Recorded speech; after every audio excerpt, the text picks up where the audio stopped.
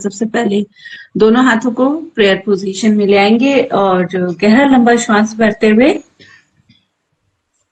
गायत्री मंत्र का उच्चारण करेंगे। ओम भूर्भुवः स्वः तत्सवितुर्वरेण्यं भर्गो देवस्य धीमहि धियो यो नः प्रचोदयात्। ना दोनों हथेलियों को अच्छे से रब करेंगे और उसके बाद दोनों हथेलियों से अपनी आईज और अपनी फेस को कवर करेंगे। तो चलिए आज हमें जो शुरू करना था वो पेज नंबर 30 से।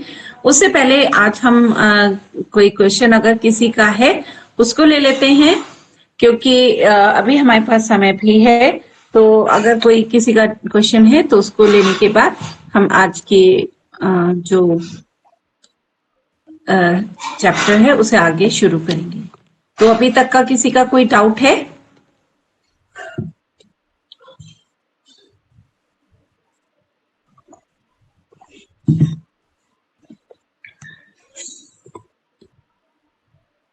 तो अभी तक किसी का कोई डाउट क्वेश्चन नहीं आ रहा है, तो फिर हम आगे चलेंगे। देखिए अभी तक हमने ये पढ़ा भोजन क्या है, कैसा भोजन होना चाहिए, भोजन के गुण क्या होते हैं, भोजन का पाचन कैसे होता है, पोषण क्या है और पोषक तत्व कौन कौन से होते हैं, पोषक तत्व का हमारे शरीर और स्वास्थ्य पर क्या क्या असर देखने को आता है। उसके बाद हमने पढ़ा इसकी फूड प्रोसेसिंग के बारे में, फूड प्रोसेसिंग क्यों की जाती है, कैसे की जाती है, बहुत सारी चीजें हमने यहाँ पर पढ़ी। और फूड स्टोरेज यानी कि खाने की चीजों को किस तरीके से भंडारण किया जाता है, कैसे उसका स्टोर करा जाता है, उसका वितरण कैसे करती है गवर्नमेंट। तो इन सारी चीजों को कौन कौन सी एजेंसी हैं जो भंडारण वितरण का काम करती हैं, हम इन सारी तमाम चीजों को खूब अच्छे से पढ़ा। और इसके बाद अब हम जो आगे आप पहुंचे हैं यहाँ पर, तो ये आ गए हैं पेज नंबर 30 पर, यानी कि भारत में अनाज संग्रहण में निहित समस्याएं। यानी कि जो संग्रहण है उसमें कुछ समस्याएं भी आती हैं। वो क्या समस्याएं हैं अभी उनके बारे में जान लेते हैं। अपर्याप्त प्रबंधन। तो यहाँ पर सबसे पहले बात की गई है अपर्याप्त प्रबंधन की कमी की वजह से भंडारों में अनाज को उसके शेल्फ लाइफ से भी अधिक समय तक रखा जाता है, जिससे उसमें कीड़े, चूहे, पक्षियों आदि द्वारा नुकसान होने की संभावनाएं बढ़ जाती हैं।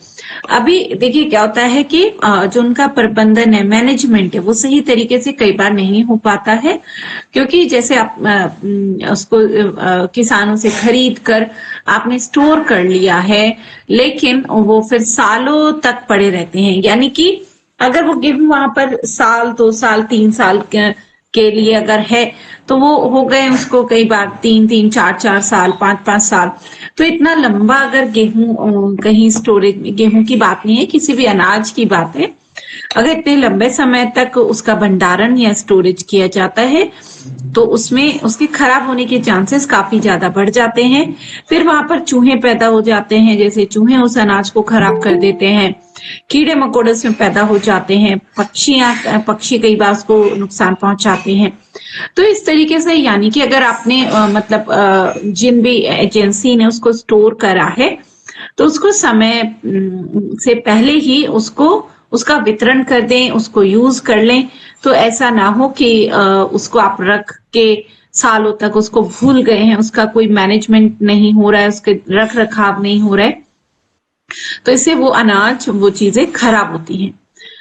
तो विभिन्न राज्यों में उपलब्ध भंडारण क्षमता 75% से भी कम की है, जिसकी वजह से उसमें ताजे अनाजों को रखने के लिए जगह ही नहीं है।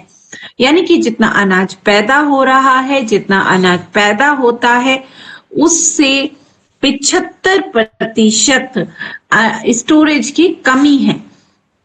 ठीक है, यानी कि 25% अनाज का ही सही तरीके से भंडारण हो पाता है, स्टोरेज हो पाता है। तो अब जैसे पिछला, अब स्टोरेज तो उतनी है गोदाम में या जहां पर भी रखा हुआ है, अब वहां पर अगर पिछला अनाज रखा हुआ है तो इस साल की फसल जब आएगी तो वो कहाँ जाएगी? ठीक है, तो नई फसल तो हर साल आती है, हर मौसम में आ जाती है। तो इसके लिए जरूरी है कि जो पिछली फसल है, जो पिछला भंडार किया हुआ, स्टोरेज किया हुआ अनाज है, उसको यूज कर लिया जाए, उसका वितरण कर दिया जाए, उसको जो भी उसे यूज कर लिया जाए समय पर, तो फिर उससे जगह बनती है, तभी तो नए अनाज को आप रख पाओगे वहां पर। दूसरी समस्या आती है अवैज्ञानिक संग्रहण, यानी कि सही तरीके से उसका भंडारण नहीं किया जाता है। देश में मौजूद लगभग 80% भंडारण की जो सुविधाएं हैं वो परंपरागत तरीके से संचालित होती हैं, और परंपरागत तरीके जो हमने यहाँ पर पहले पढ़े, वहां पर जो भंडारण की जो परंपरागत तरीके थे उनके बारे में बताया गया, जैसे कि भूमिगत भंडार, कुएं जैसी संरचना बनाकर उसमें स्टोर करना, कवर एंड प्लिंथ यानी कि खुले में ही उसको ढेर लगा के उसको ढक के रख देना। तो इस तरीके से बहुत तो उनमें क्या होता है, खराब होने के चांसेस काफी ज्यादा हो जाते हैं, जिसकी वजह से प्रतिकूल मौसमी दशाओं जैसे तेज हवाएं, तूफान आदि की स्थितियों में अनाज नष्ट होने की संभावनाएं काफी ज्यादा बढ़ जाती हैं। अब तीसरा कारण आता है एफसीआई की भंडारण क्षमता की कमी। जो हमने पहले भी जाना कि जितना अनाज पैदा होता है उससे सिर्फ 75% को अनाज को तो भंडारण की जगह ही नहीं मिलती। 25 आप कह सकते हैं कि 25% अनाज ही केवल सही तरीके से स्टोर हो पाता है, मैनेज हो पाता है। 75% अनाज तो आपका प्रॉपर मैनेजमेंट ही नहीं हो पाता, उसका भंडारण ही नहीं हो पाता, क्योंकि उतनी कैपेसिटी नहीं बनाई गई स्टोरेज की, भंडारण की। तो एफसीआई की भंडारण क्षमता की कमी के कारण भी भंडार में खाद्यान्नों की मात्रा में बढ़ोतरी तथा सीलों और गोदामों एवं भंडार गृहों की अपर्याप्त संख्या के कारण एफसीआई उनके भंडारण में सक्षम नहीं है। चाहे वेयर हाउस की बात की जाए या सीलोस की बात की जाए, गोदामों की बात की जाए, यानी कि उतनी मात्रा में नहीं है जितनी मात्रा में अनाज पैदा हो रहा है। तो वो इस तरीके से काफी मात्रा में अनाज हमारा खराब हो जाता है, और पैदा होने के बाद भी वो किसी के भी काम नहीं आता, और वो काफी अनाज खराब हो जाता है। कोल्ड स्टोरेज की समस्या। भारत में अधिकांश कोल्ड स्टोरेज संरचनाएं असंगठित क्षेत्र की हैं तथा उन्हें पारंपरिक सुविधाओं से ही चलाया जा रहा है। यानी कि जो कोल्ड स्टोरेज है वो भी बहुत अच्छी, उनमें भी बहुत अच्छी फैसिलिटीज नहीं है, और उनको भी सही तरीके से मैनेज नहीं किया जा रहा, और उनको भी बहुत ही जो ट्रेडिशनल पारंपरिक तरीके हैं उन्हीं के द्वारा उनको संचालित किया जा रहा है।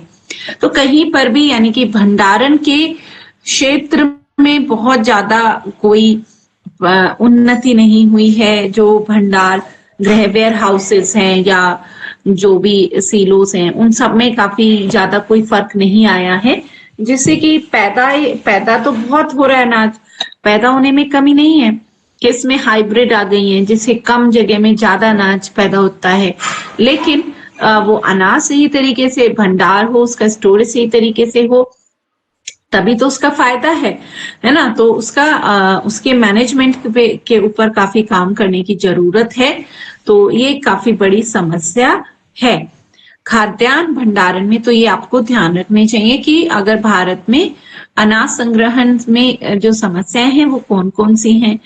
तो यानी कि अपर्याप्त भंडारण की क्षमता, यानी कि जितना अनाज पैदा होता है उतना स्टोरेज कैपेसिटी ना होना। दूसरा अवैज्ञानिक संग्रहण, जो वैज्ञान मतलब जो बहुत ही पारंपरिक ट्रेडिशनल की अनाज पैदा हुआ उसको खुले में ढक के रख दिया, या इस तरीके से जो कहीं पर भी रख देने, तो यानी कि 80% जो भंडारण की सुविधाएं वो पारंपरिक है, यानी कि वहां पर कोई खास उन्नति नहीं हुई है। तीसरा है भंडारण क्षमता की कमी। चौथा है कोल्ड स्टोरेज की समस्या। तो ये 3-4 कुछ मुख्य कारण हैं जिनके कारण से जो आपका भंडारण है वो प्रॉपर नहीं हो पाता। खाद्यान्न भंडारण में वृद्धि हेतु दलबई समिति की अनुशंसा। एकीकृत एग्री लॉजिस्टिक प्रणाली का विकास करना ताकि खेतों में उपभोक्ता तक मूल्य का दक्षता पूर्वक स्थानांतरण हो सके, इसके माध्यम से स्थानांतरित उत्पादों का पर्याप्त स्तर पर मुद्रीकरण किया जा सके और बाजारों में पहुंचने वाले उत्पादों की मात्रा में भी बढ़ोतरी होगी। तो इसको पूरा पढ़ लेते हैं, फिर इस पर बात करेंगे। जिला तथा राज्य आधारित संग्रहण योजनाओं का निर्माण करना ताकि दक्ष क्षेत्रीय वितरण सुनिश्चित किया जा सके। इसके अलावा नई संग्रहण इकाइयों के निर्माण हेतु आधुनिक सीलों तथा भंडारगृहों की वरीयता दी जाए। तो यानी कि जो कमियां हैं उनको कैसे दूर किया जा सकता है, तो उसके लिए जो है नए जो भंडार गृह है, नए वेयर हाउसेस खोलने चाहिए, या फिर आप प्राइवेट उनको भी ये काम दे सकते हैं, इकाइयों को भी आधुनिक सिलोस या भंडार वेयर हाउसेस खोलने चाहिए। विद्यमान भंडार गृहों का सुधार किया जाए, जो अभी हैं फिलहाल में उनको भी सही, उनकी मरम्मत, उनका मेंटेनेंस सही तरीके से किया जाए, जिससे कि उनके अंदर जो अनाज स्टोर कर रहे हैं वो खराब ना हो, तो उनका रिपेयर, उनकी मेंटेनेंस सही तरीके से हो। एवं नियामक प्राधिकरण यानी कि warehouse development regulatory authority WDRA के अनुरूप तथा इलेक्ट्रॉनिक नेगोशिएबल वेयरहाउस रिजेट्स के योग्य बनाए जा सकें। तो यानी कि उन जो अभी ऑलरेडी हैं उनका सही तरीके से भंडारण, उनका मैनेजमेंट करना, और इलेक्ट्रॉनिक जो उनको यानी कि इलेक्ट्रॉनिक माध्यम से उनका रेगुलेशन हो सके, यानी कि उनको आप इलेक्ट्रॉनिक माध्यम से, जैसे आप कह सकते हैं गैजेट्स के, कंप्यूटर के, इन सब के माध्यम से भी आप उनको मैनेज कर सकें। तो यानी कि उनमें कुछ उन्नति की जाए, उनमें नए कुछ बदलाव किए जाएं, तो ये बहुत जरूरी है। भंडार गृह तथा NWR के उपयोग तथा उसकी लोकप्रियता को बढ़ावा देना चाहिए और स्थानीय स्तर पर एकीकृत इकाइयों जैसे आधुनिक पैकिंग हाउस तथा भंडार केंद्रों का निर्माण करना। तो यानी कि नए भंडार केंद्रों का निर्माण किया जाए और आधुनिक पैकिंग हाउस को भी नए काफी स्तर पर उनको नए बनाए जाएं। इसके साथ ही यातायात के साधनों को पर्याप्त रूप से विकसित किया जाए, यानी कि जो उनका ट्रांसपोर्ट है वो भी सही तरीके से, यानी वितरण ट्रांसपोर्ट भी सही तरीके से हो सके, इसका भी सही तरीके से ध्यान रखा जाए। और स्वयं सहायता समूह यानी जो सेल्फ हेल्प ग्रुप्स होते हैं उनको बढ़ावा देना चाहिए और उन्हें आवश्यक संरचनाएं जैसे सुखाने की जगह, संग्रहण, प्राथमिक प्रसंस्करण सुविधा आदि मुहैया कराने में सहायता प्रदान।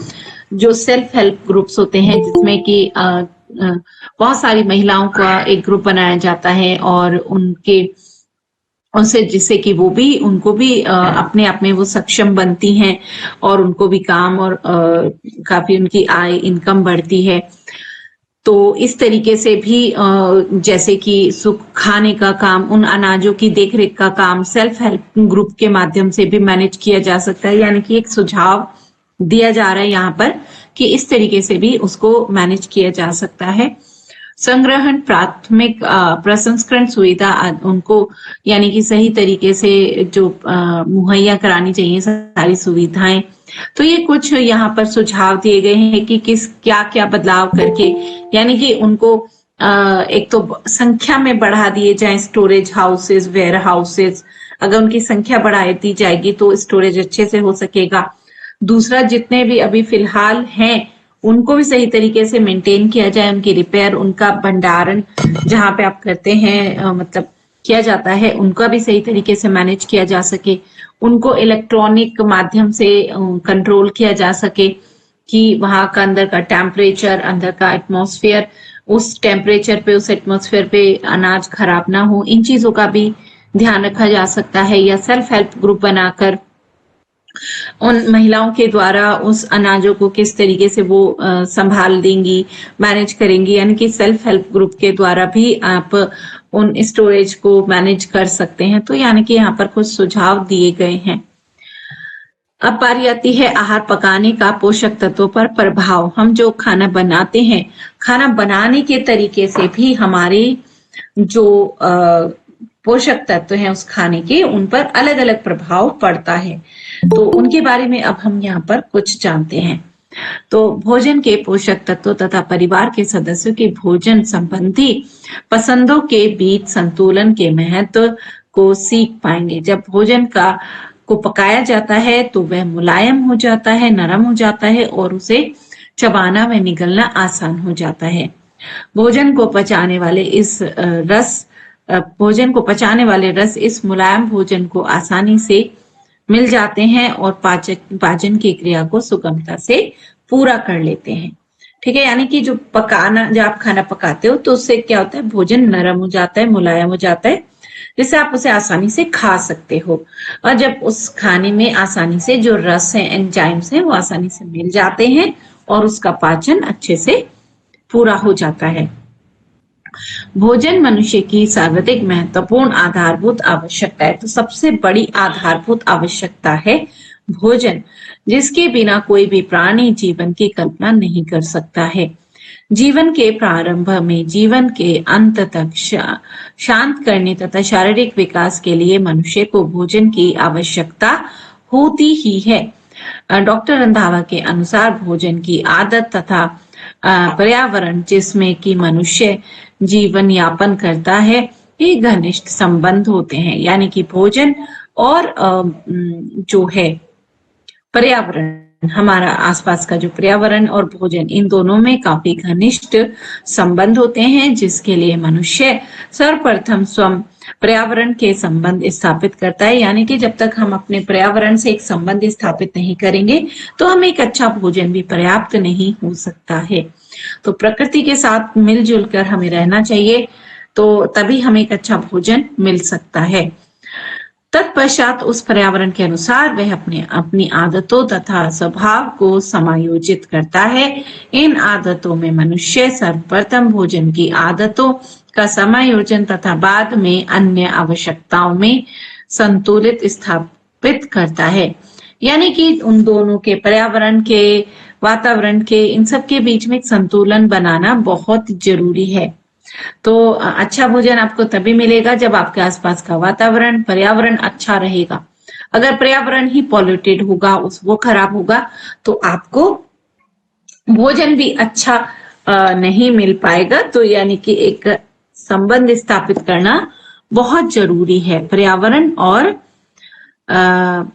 हमारे भोजन के बीच में। इस दृष्टि के से अध्ययन क्षेत्र जनपद प्रतापगढ़ में भोजन की आदतों में बहुत अधिक भिन्नता देखने को मिलती है। यद्यपि जनपद के विभिन्न क्षेत्रों में रहने वाले लोग एक ही प्रशासन तंत्र के अंतर्गत नियंत्रित हैं, परंतु फिर भी विभिन्न क्षेत्रों में परिस्थिति अंतर लोगों की भोजन संबंधी आदतों में अंतर उत्पन्न करती है।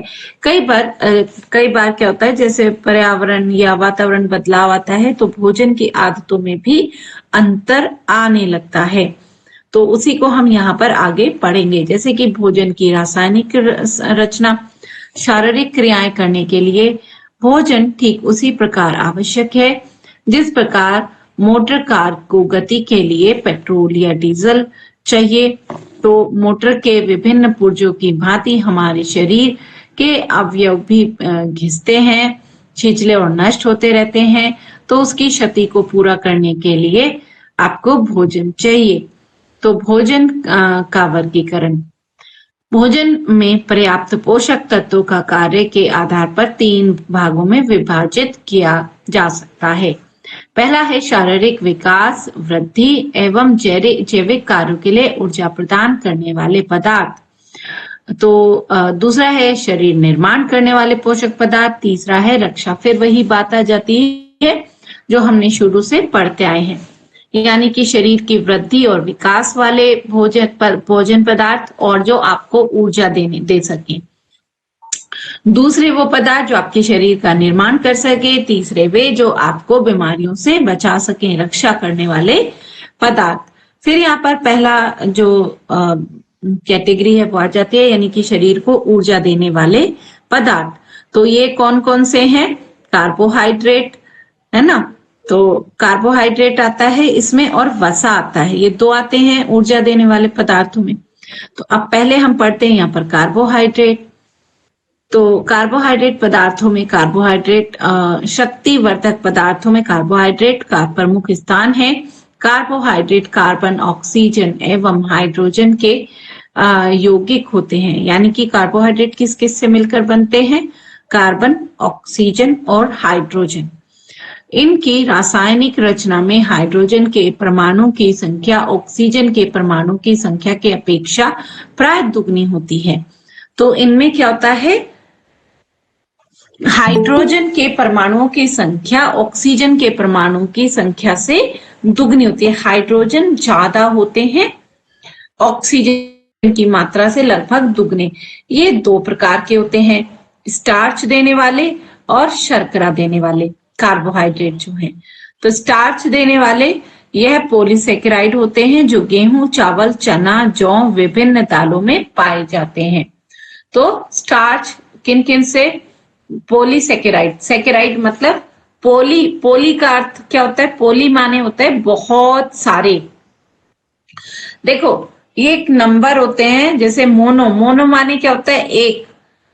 डाई माने क्या होते हैं? दो। ट्राई माने क्या होता है? तीन। टेट्रा माने चार। पेंटा माने पांच। तो इस तरीके से, तो इसी तरीके से पोली माने बहुत सारे, ठीक है, जिनकी गिनती ना की जा सके। तो यानी कि पॉलीसेकेराइड, सेकेराइड के अनगिनत मॉलिक्यूल कह सकते हैं। तो पॉलीसेकेराइड, ये पॉलीसेकेराइड होते हैं, यानी सेकेराइड के बहुत सारे अणु इसमें जुड़े होते हैं। तो इनके उदाहरण क्या है? जैसे गेहूं, चावल, चना, जौ और विभिन्न दालें।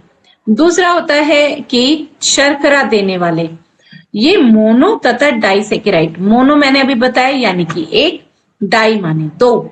तो जिसमें सेकेराइड के एक या दो ही अणु हो तो वो शर्करा देने वाले होते हैं। जिनमें बहुत सारे होते हैं पॉलीसेकेराइड, वो क्या होते हैं? स्टार्च यानी देने वाले होते हैं, जैसे गेहूं, चना, ठीक है। और दूसरे होते हैं शर्करा देने वाले, जिसमें कि केवल मोनो यानी एक या दो ही सेकेराइड होते हैं। ये अंतर समझ आ गया? ठीक है। तो इसके उदाहरण क्या हैं? जैसे चीनी, शर्करा माने मीठी चीजें, जैसे चीनी, गुड़, मीठे फल आदि में उपलब्ध होते हैं। गन्ने में सुक्रोज होता है, अंगूर में ग्लूकोज होता है, अन्य फलों में फ्रक्टोज होता है, दूध में लैक्टोज होता है, फलों और सब्जियों में सेलुलोज होता है। तो ये अलग अलग शर्कराएं बताई गई हैं। तो ये बहुत इंपॉर्टेंट पॉइंट है, इसको आपको जरूर याद करना चाहिए, ठीक है।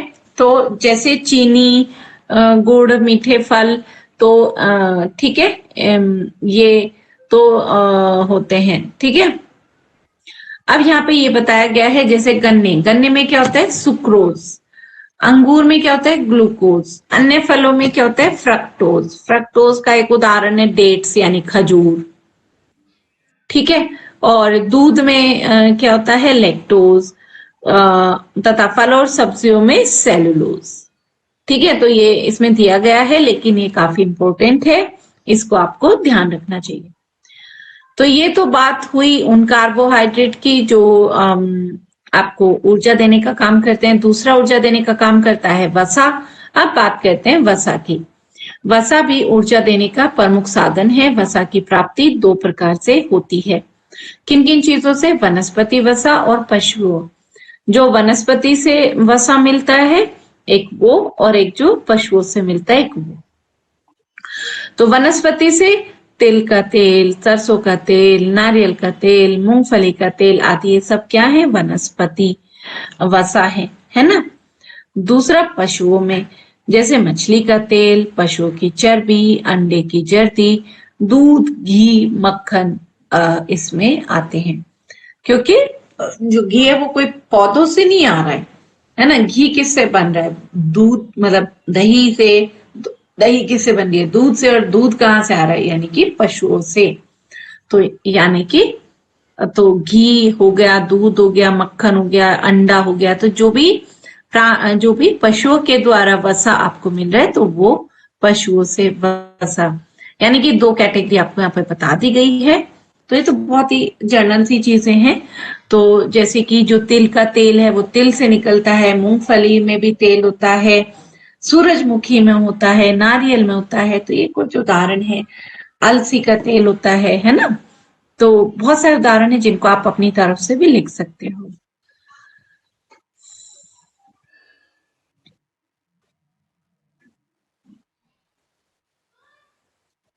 लेकिन यहाँ पे एक बात और मैं कहूंगी, अपनी तरफ से आपको बता रही हूँ, ये तो सिलेबस की बात हो गई।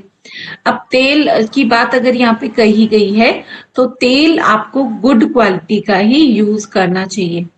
अब आप अगर रिफाइंड ऑयल लाते हैं, वो चाहे सनफ्लावर रिफाइंड ऑयल है, चाहे वो ग्राउंड नट का यानी कि मूंगफली का है, किसी भी का भी है, तो रिफाइंड ऑयल में आपको उनके पोषक तत्व नहीं मिलते हैं।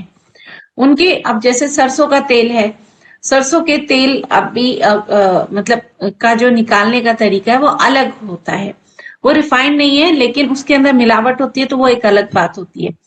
तो इसी तरीके से कोई भी आप तेल जब यूज करते हो तो उसको जो कोल्ड प्रेस जिसको कहते हैं, यानी कि जो सही तरीका है जिसके द्वारा तेल निकाला जाता है, वही तेल आपको यूज करना चाहिए।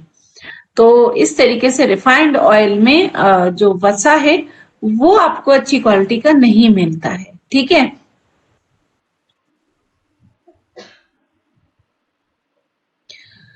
अब आ जाते हैं शरीर के निर्माण एवं पोषक करने वाले पदार्थ। भोज्य पदार्थों से प्राप्त तत्वों की रचना अनेक प्रकार के रासायनिक यौगिकों में से हुई है, जिन्हें भोजन में पोषक तत्व कहते हैं। यानी कि जो भोज्य पदार्थ हैं उन प्राप्त तत्वों की रचना अनेक प्रकार के यौगिकों से होती है। तो जिनसे वो मिलकर बनता है खाद्य पदार्थ, उन्हें उसके पोषक तत्व कहते हैं। जिन्हें अंग्रांकित प्रकार से वर्गीकृत किया गया है। जैसे कौन से किस आधार पे पोषक तत्वों को डिवाइड किया गया है?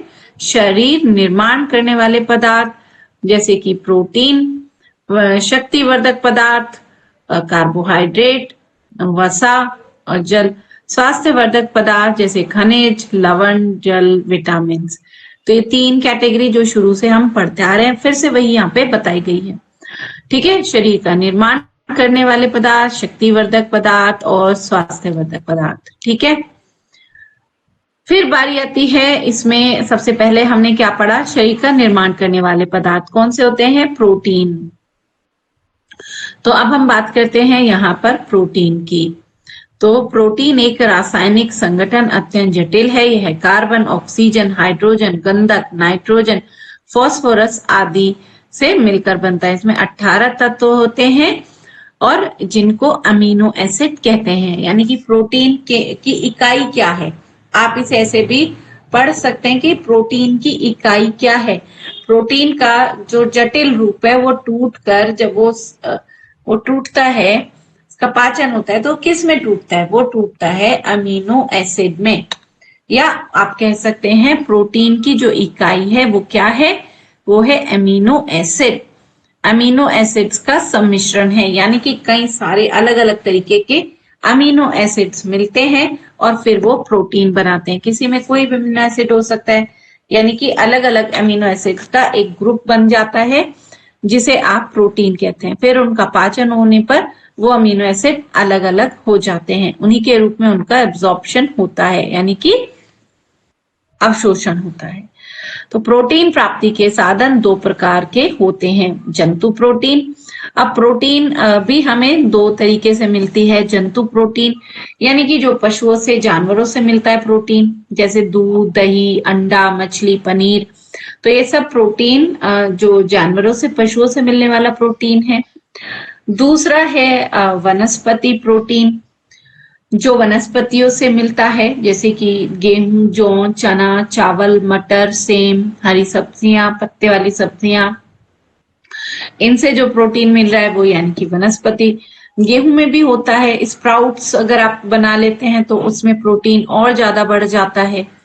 हरी पत्तेदार सब्जियों में काफी होता है, सेम में काफी ज्यादा होता है, और मटर में तो ये कुछ उदाहरण दिए गए हैं प्रोटीन के जिनमें अच्छी सोर्स जिनको माना गया है। फिर बारी आती है यहाँ पर खनिज लवण की। तो शारीरिक अंगों का सुचारू रूप से संचालन तथा स्वास्थ्य के लिए खनिज लवणों की का विशेष महत्व है। ये फास्फोरस, लोहा, calcium, sodium, potassium, iodine, chlorine व मैग्नीशियम आदि हैं। इन तत्वों में कैल्शियम और फास्फोरस तथा लोहा सर्वाधिक महत्वपूर्ण है। यानी कि खनिज लवण यानी कि वो मिनरल्स जिनका हमारे स्वास्थ्य पर के लिए बहुत जरूरी होते हैं, उनका संचालन, उनका हमारा पूरा स्वास्थ्य इन खनिज लवण पर काफी निर्भर करता है। तो ये कौन कौन से हैं? जैसे कि फास्फोरस हो गया, है ना, लोहा यानी कि आयरन, है ना, calcium, sodium, potassium, iodine, chlorine, magnesium. तो ये बहुत सारे दिए गए हैं जिनको हमारे स्वास्थ्य के लिए काफी जरूरी बताया गया है। अब इनको एक एक को पढ़ लेते हैं। तो फास्फोरस का कहाँ पे क्यों जरूरत होती है हमारे स्वास्थ्य में, और किन चीजों से फास्फोरस आपको मिल सकता है। तो फास्फोरस हमारी हड्डियों के लिए काफी जरूरी है। यह अस्थियों तथा दांतों के लिए के निर्माण में काफी जरूरी होता है। तो हड्डियों की अगर हड्डियां कमजोर होती हैं कुछ लोगों की, या दांत कमजोर होते हैं, तो यानी कि उनमें फास्फोरस की कमी आती है। रसायन स्नायु संस्थान को स्वस्थ रखने में इसका विशेष महत्व है। यह रक्त को भी शुद्ध करता है। शरीर में जितने भी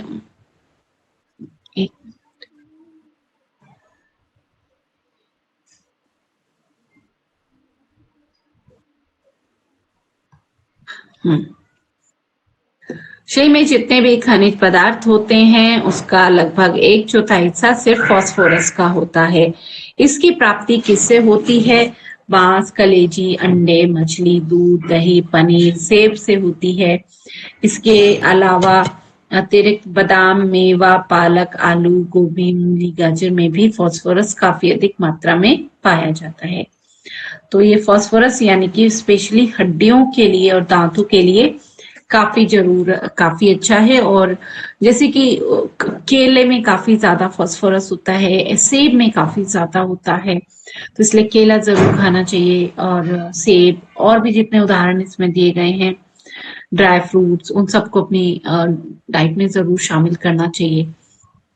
लोहा यानी कि आयरन, तो लोहा रक्त की जो लाल कणिकाएं हैं उनके लिए आवश्यक होता है। इसमें लाल रक्त कणों यानी कि हीमोग्लोबिन का निर्माण होता है। समस्त शरीर में लगभग 1/10 हिस्सा जो औंस लोहा होता है। लोहा यकृत, मांस, अंडे की जर्दी में अधिकता से पाया जाता है। इसके अतिरिक्त दाल, अंजीर, अंगूर, पालक, मेथी, पनीर, टमाटर, इन सब में खूब मात्रा में अच्छे में पाया जाता है। ठीक है, तो ये उदाहरण पालक में काफी अच्छा होता है, टमाटर में काफी अच्छी मात्रा में पाया जाता है, अंजीर में काफी ज्यादा होता है, दालों में भी काफी होता है।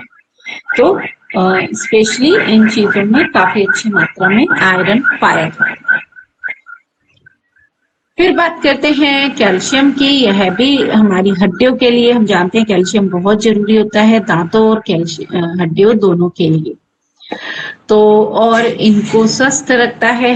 कैल्शियम हमारे हृदय की मांसपेशियों को भी मजबूत बनाता है, यानी कि हृदय, हड्डी और दांतों के लिए कैल्शियम बहुत जरूरी होता है। कैल्शियम तंत्रिका तंत्र और शरीर की सभी कोशिकाओं के लिए भी परम आवश्यक होता है। तो कैल्शियम न केवल हड्डियों के लिए, ये हमारी मांसपेशियों के लिए भी जरूरी है, हमारे तंत्रिका तंत्र यानी कि नर्वस सिस्टम के लिए भी, कोशिकाओं के लिए, सेल्स के लिए भी जरूरी होता है। इसकी आवश्यकता वयस्कों की अपेक्षा बालकों को अधिक होती है, क्योंकि बच्चों की ग्रोथ हो रही होती है, तो उनकी हड्डी का शरीर, मांसपेशियां, हर एक चीज को कैल्शियम की ज्यादा जरूरत होती है। विटामिन्स एक प्रकार के रासायनिक कार्बनिक पदार्थ हैं जो भोजन तथा भोज्य पदार्थों में सूक्ष्म मात्रा में उपस्थित होते हैं। फिर भी शरीर में के समुचित विकास एवं वृद्धि के लिए परम आवश्यक होते हैं। विटामिन वैसे तो बहुत कम मात्रा में चाहिए होते हैं, पर विटामिन की अगर कमी हो जाए तो भी हमारे पूरा स्वास्थ्य खराब होने लगता है।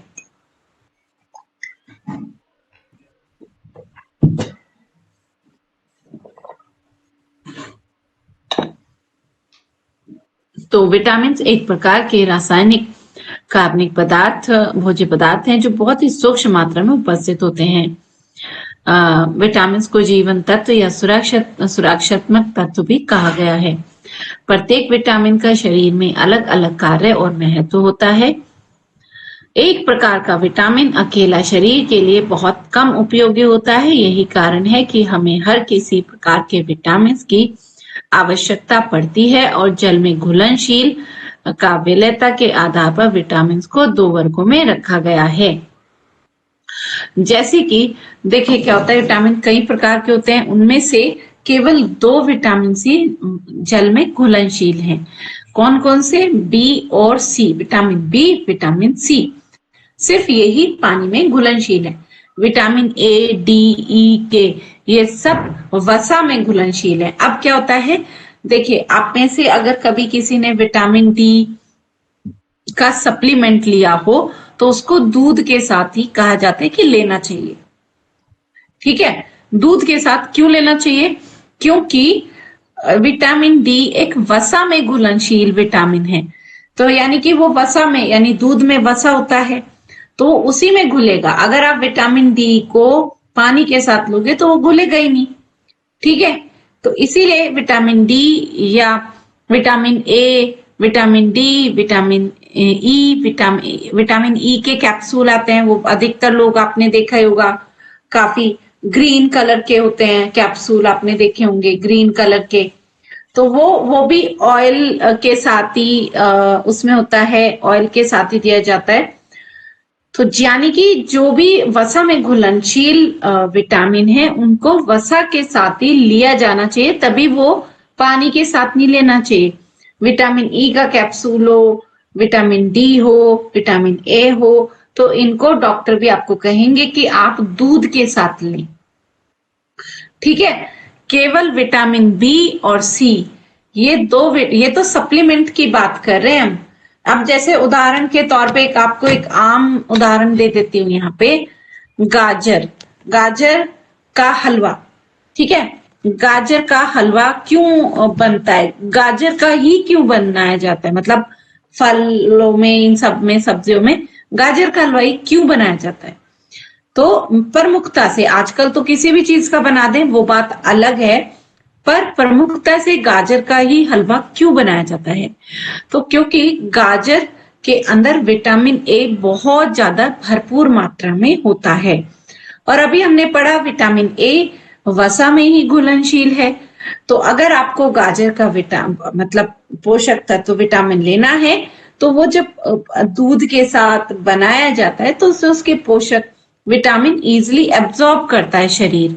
ठीक है, तो इस तरीके से जो चीज, इसीलिए गाजर का हलवा बनाया जाता है जिससे कि उसके पोषक तत्व हमारे शरीर एब्जॉर्ब कर सके, उसको ले सके।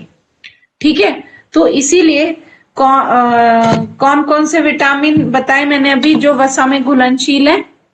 कौन बताएगा वसा में घुलनशील? ए, डी, ई, के। हाँ, तो ये ए, डी, ई, ये 4 विटामिन वसा में घुलनशील हैं और इसीलिए इन्हें वसा के साथ, यानी कि जिस चीज में वसा हो उसके साथ लिया जाता है। अब समझ आ गया विटामिन ई का कैप्सूल में ऑयल क्यों होता है, वैसा चिकना चिकना क्यों होता है? क्योंकि वो ऑयल के साथ ही हमारे शरीर में एब्जॉर्ब होएगा। ठीक है, वसा के साथ ही। लेकिन विटामिन बी या सी का अगर आप सप्लीमेंट ले तो उसको कभी भी दूध के साथ ना लें। समझ गए क्यों? क्योंकि वो पानी में घुलनशील है, तो उनको पानी के साथ ही लेना चाहिए। ठीक है, तो अगर कोई भी मतलब जैसे विटामिन बी का मुख्य तौर पर जैसे अनाज हैं वो काफी अच्छे मतलब सोर्स माने जाते हैं विटामिन बी के, तो इसीलिए उनको दूध वगैरह में नहीं, मतलब वो नॉर्मल पानी के साथ भी पूरी तरीके से जाते हैं। विटामिन सी हम सभी जानते हैं, जितने खट्टे फल होते हैं उनमें भरपूर, जैसे आंवला है ना, आंवले में काफी ज्यादा होता है, अमरूद में काफी ज्यादा होता है ना, जितने भी खट्टे फल हैं उनमें काफी अच्छी मात्रा में विटामिन सी पाया जाता है। अब विटामिन ए किन में होता है? विटामिन ए ऐसे रंगों वाले फलों में तो भरपूर मात्रा में होता है जो थोड़े पीले और नारंगी रंग के होते हैं, जैसे आम, पपीता, है ना। तो ऐसा जो रंग के फल हो गए, जो भी पीली पीली चीज आपको दिखे, तो यानी कि उनमें खूब अच्छी, गाजर देखिए, गाजर हो गई, है ना, आम हो गया, जो पीला लाल थोड़े ऐसे रंग के होते हैं, तो उनमें भरपूर मात्रा में विटामिन ए पाया जाता है, और हरी सब्जियों में तो होता ही है। ठीक है, बाकी इसमें भी काफी सारे उदाहरण दिए गए हैं, उनको पढ़ लेते हैं। तो पहले यहाँ पे बताए गए हैं जल में घुलनशील। अब आप कभी नहीं भूलोगे कि जल में कौन से घुलते हैं और वसा में कौन से। जल में कौन से घुलते हैं? दो, बी और सी। तो विटामिन बी कई तरीके के होते हैं, इसमें कुछ ही दिए गए हैं, उन्हीं को हम पढ़ लेते हैं। विटामिन B1, कौन कौन से दिए गए हैं? हाँ, B2, B3, B6, B10, B12, ये कुछ दिए गए हैं। ठीक है, B1 को क्या क्या क्या कहते हैं? थियासीन हाइड्रोक्लोराइड भी कहते हैं। ये सफेद तथा क्रिस्टलीय होता है और जल में घुलनशील होता है। किस में पाया जाता है? मटर, अंडे की जर्दी, सुअर का मांस, दूध और अनाजों में। जैसे मैंने कहा कि विटामिन बी अनाजों में तो होता ही है, और साथ साथ में इन सब चीजों में भी पाया जाता है। वयस्क पुरुषों में 1.2 से 1.4 मिलीग्राम में इसकी आवश्यकता होती है। इनके नाम भी याद करने चाहिए आपको, जैसे कि विटामिन B1 का नाम इसमें दिया गया थियासीन हाइड्रोक्लोराइड। ये सारे नाम आपको याद कर लेने चाहिए। विटामिन B2 का राइबोफ्लेविन कहते हैं। यह है दूध, पत्तेदार सब्जियों, फलों में बहुतायत में मिलता है। फल और विटामिन B2 को निकोटेनिक अम्ल या नियासिन भी कहते हैं। B3 इसे पेंटोथेनिक एसिड कहते हैं। यह विटामिन विशेष रूप से यकृत और वृक्क में पाया जाता है, यानी कि लीवर और किडनी में पाया जाता है। विटामिन B6 यह सफेद होता है, क्रिस्टलीय होता है, मांस, अंडे, मच्छी में पाया जाता है। विटामिन B10 इसको फॉलिक एसिड कहते हैं। यह अंकुरित गेहूं, मटर, सेम, पालक, पल्सेस में पाया जाता है। B12 यह लाल रंग का क्रिस्टलीय विटामिन है। यह मुख्य रूप से दूध से बने, यानी कि दूध से बने प्रोडक्ट्स और अंडे वगैरह में ज्यादातर विटामिन बी पाया जाता है। ठीक है, विटामिन बी की कमी काफी कम चीजों में पाई जाती है, मतलब काफी कम खाद्य पदार्थों में होती है, तो इसलिए इसको शरीर खुद बनाता है। वैसे तो शरीर क्या होता है, इसको खुद बनाता रहता है अपना। बाह्य रूप से आप इसे काफी कम चीजों में ले सकते हो, बहुत कम चीजें होती हैं जिनसे आपको मिलता है। फिर भी दूध वगैरह में, थोड़े स्प्राउट्स में थोड़ी मात्रा में होता है, पर विटामिन B12 हमारा शरीर खुद बनाता रहता है जितनी उसको जरूरत है। लेकिन कभी कभी जब अगर वो प्रॉपर नहीं उतने बना पा रहा होता, तब हमें बाहर से इन चीजों से लेना पड़ता है।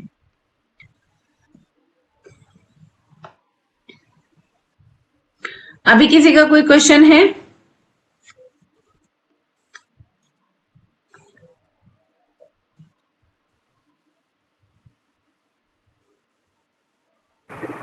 मैम, विटामिन B12 कौन से वेज से ले सकते हैं प्रॉपर? देखिए, मैंने अभी जैसे बताया, विटामिन B12 बहुत कम चीजों में पाया जाता है, लेकिन इसको आप थोड़ा बहुत मशरूम से ले सकते हो, और थोड़ा बहुत यहाँ पे भी कुछ उदाहरण दिए गए हैं। तो बहुत अनाज में थोड़ा बहुत होता है, और बहुत नॉन वेजिटेरियन फूड में तो आपको फिर भी मिल जाएगा थोड़ा सा। जो लोग नॉन वेजिटेरियन फूड खाते हैं, मांसाहारी हैं, तो उनको तो फिर भी थोड़ा मिल जाता है, लेकिन जो वेजिटेरियन है उनमें काफी कम इसके सोर्सेस पाए जाते हैं, और आपका नर्वस सिस्टम के लिए काफी जरूरी होता है B12। लेकिन वैसे तो देखिए, हमारे शरीर खुद बनाता है, लेकिन अगर विटामिन B12 की कमी अगर शरीर में हो रही होती है, तो वो आप या तो सप्लीमेंट के द्वारा पूरा कर सकते हो, या तो सप्लीमेंट लो उसका बाजार से, या फिर अगर आप नॉन वेजिटेरियन फूड खाते हो तो आप उसकी पूर्ति कर सकते हो। या अगर आप वेजिटेरियन हैं तो बहुत कम मात्रा में दूध और मशरूम वगैरह में काफी कम मात्रा में आप इसको ले सकते हैं। तो बेसिकली बात यह है, अगर आप वेजिटेरियन है तो आपको सप्लीमेंट लेना चाहिए विटामिन B12 का। ठीक है, तो विटामिन B12 की कमी अगर ओके मैम। ठीक है। और कोई क्वेश्चन? तो मैम ये जो सप्लीमेंट अगर हम एक्स्ट्रा कोई लेते हैं तो ये लॉन्ग लाइफ ही लेना है कि फिर बीच बीच में चेक कराते रहे? नहीं, अगर आपकी शरीर को जरूरत है तभी लें। अगर आपका शरीर स्वस्थ है, उसमें आपको कोई कमी नहीं लग रही है, आप एक संतुलित भोजन करते रहिए, आपको सारी किसी चीज की कमी नहीं होगी। लेकिन अगर आपको लगता है, आपने चेक कराया, उसके बाद आपको पता चलता है कि विटामिन डी की डेफिशिएंसी है या बी की है, तो तब आप कुछ समय के लिए ले सकते हैं जिससे उसकी पूर्ति हो सके।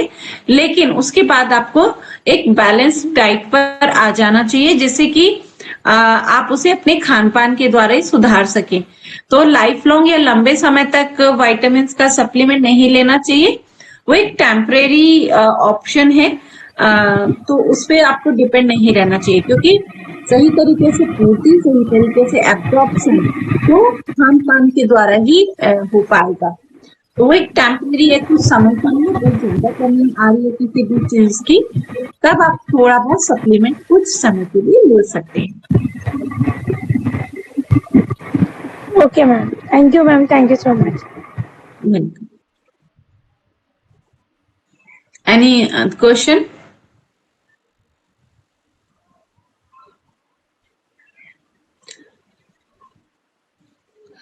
तो अभी तक जो हमने पढ़ा, तो उससे यहाँ पर अभी तक जो हमने, उसी से मैं कुछ एक दो क्वेश्चन आपसे पूछ लेती हूँ। तो अब आगे के, क्योंकि हम कल शुरू करेंगे आगे की जो चीजें हैं, तो आज मैं आपसे यहाँ पर सबसे पहले पूछना चाहूंगी कि हमने अभी तक जितना भी पढ़ा उसमें एक ही चीजें बार बार दोहराई जा रही हैं, उन्हीं में से मैं आपसे कुछ पूछती हूँ। तो इसमें सबसे बार बार बताया जा रहा है कि जो शक्ति वर्धक या ऊर्जा देने वाले वो जो पदार्थ हैं वो कौन कौन से हैं, तो उनमें कौन से पोषक तत्व आते हैं, ये आप मुझे बताइए।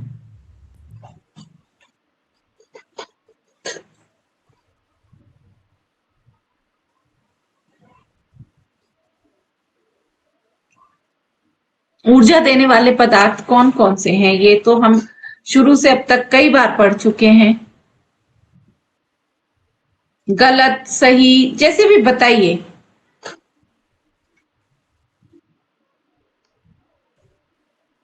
प्रोटीन।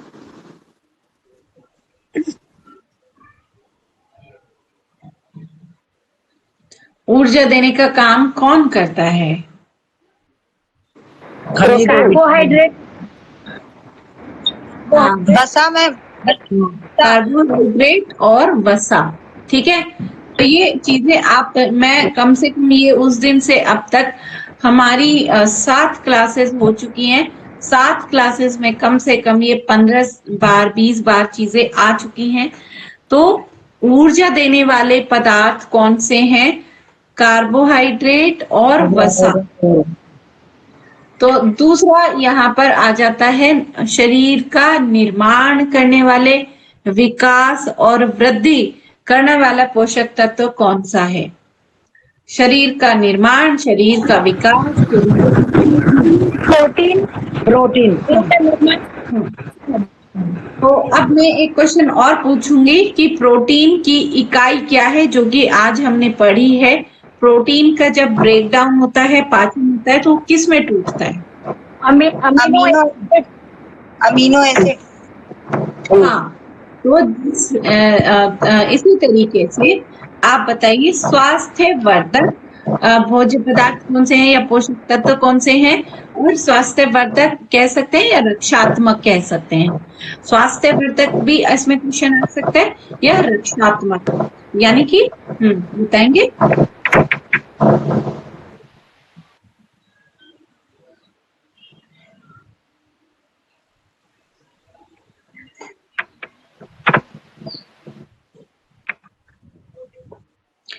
आपको बीमारियों से कौन से पोषक तत्व बचाते हैं, जो आपको बीमार होने से रोकते हैं?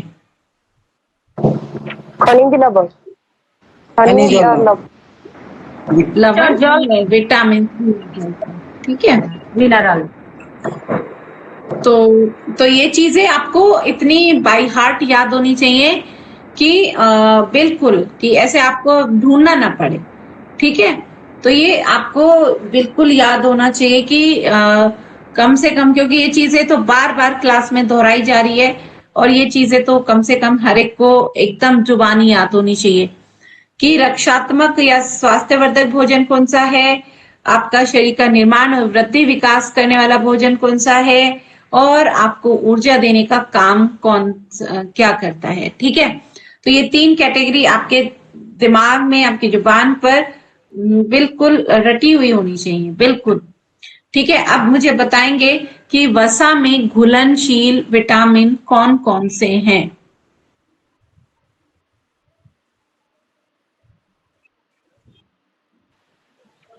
A, B, E, K। हाँ, जल में घुलनशील कौन कौन से हैं? B और C।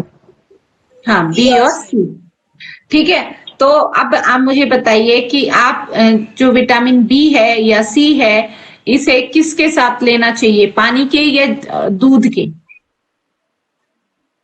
पानी के साथ में। ठीक है, दूध। दूध के साथ में। दूध के साथ किसको लोगे, ये भी बताओ फिर। दूध के साथ कौन सा विटामिन लोगे? बी और डी, डी, ई, ए, डी, ई, के, ठीक है। तो ए, डी, ई, के को दूध के साथ आपको लेना चाहिए, जो वसा में घुलनशील है, क्योंकि दूध में चिकनाहट है, वसा है, इसलिए उनको दूध के साथ लिया जाता है, ठीक है, जो वसा में घुलनशील है, ठीक है। ये भी चीजें समझ लो, रटनी नहीं है ये, ठीक है। ये तो जीवन का हिस्सा है हमारे, हमें दिन भर ये चीजें अपने जीवन में इनको समझना है कि हम वो काम कर रहे हैं, ठीक है, तो उनको क्यों कर रहे हैं, तो वो चीजें समझ लेंगे आप, तो आपको ये हमेशा याद रहेंगी। अगर उन्हें रटोगे तो पेपर के बाद भूल जाओगे, पेपर तक मुश्किल से याद रखोगे, जिस दिन पेपर हो जाएगा उस दिन भूल जाओगे, ठीक है। तो अब आप ये सोचो, आपको एग्जाम तक याद रखना है या अपने लाइफ भर इन चीजों को याद रखना है, ठीक है। तो इसलिए इन्हें रटना नहीं है, इनको पढ़ो, समझो, और समझोगे तब सवाल पैदा होंगे, सवाल पैदा होंगे तो आप पूछोगे, ठीक है। तो कल कम से कम मुझे 5 क्वेश्चन तो क्लास में चाहिए ही चाहिए। आप सब कम से कम एक एक क्वेश्चन सब पूछेंगे, ठीक है। तो सबका कल को कम से कम एक एक क्वेश्चन होना चाहिए, ठीक है। जब पढ़ोगे तो क्वेश्चन जरूर पैदा होंगे, पढ़ोगे ही नहीं तो पूछेंगे भी कहाँ से, है ना। तो चलिए, अब 7 बज चुके हैं, अपनी क्लास को एंड करते हैं, शांति पाठ करते हैं।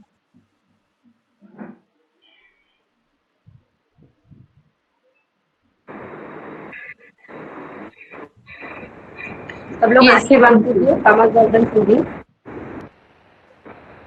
सर्वे भवन्तु सुखिनः, सर्वे सन्तु निरामयाः, सर्वे भद्राणि पश्यन्तु, मा कश्चित् दुःखभाग् भवेत्। ओम शांति शांति शांति। दोनों हाथों को रख दीजिए।